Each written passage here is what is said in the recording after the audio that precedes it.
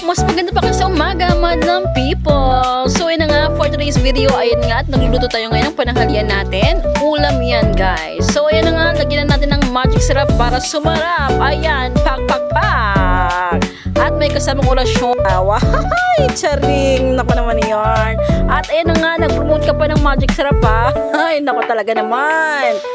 At ayan, ilagay na natin ng asin. So yan guys, yung aking technique para sumarap lang ang aking nilulutong ulam. At ilagay na nga natin ng laurel. Pak, pak, pak. Diba? Galing talaga naman yan. At atin muna itong halu-haluin ng bahagya.